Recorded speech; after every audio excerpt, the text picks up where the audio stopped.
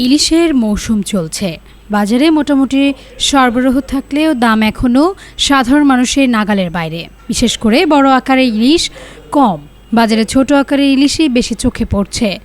রাজধানীর কারওয়ান বাজার ঘুরে এমন চিত্র দেখা যায়।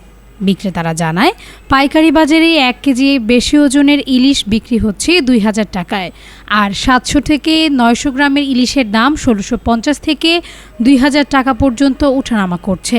অন্যদিকে নদীর ঝাটকা ইলিশ বিক্রি হচ্ছে ৮০০ থেকে ১১০০ টাকায়। কারণ বাজারে খুচরা 1 কেজি ওজনের ইলিশ বিক্রি হচ্ছে ২,০০০ থেকে ২২০০ টাকায়, আর 1 কেজির নিচে ইলিশ ১৪০০ থেকে ১৮০০ টাকায় বিক্রি হচ্ছে, যেগুলোর বেশিরভাগই নদীর মাছ বলে জানিয়েছেন বিক্রেতারা। তাছাড়া রুই মাছ ২৫০ থেকে ৫০০ টাকা কেজি, শিং মাছ ৯০০ থেকে ১৬০০ টাকা কেজি, পাবদা মাছ ৪৫০ থেকে ৫০০ টাকা। বৈরী আবহাওয়ায় অনেক জেলে সাগরে যেতে পারে না, কিন্তু আবহাওয়া ভালো হলে ইলিশ ধরা পড়ে। কিন্তু দালাল মধ্যস্থ ভোগীদের কারণে দাম অনেক বেশি। বাজার দর নিয়ন্ত্রণ করা না গেলে শহরের মধ্যবিত্তরা জাটকা ইলিশও কিনতে পারবে না।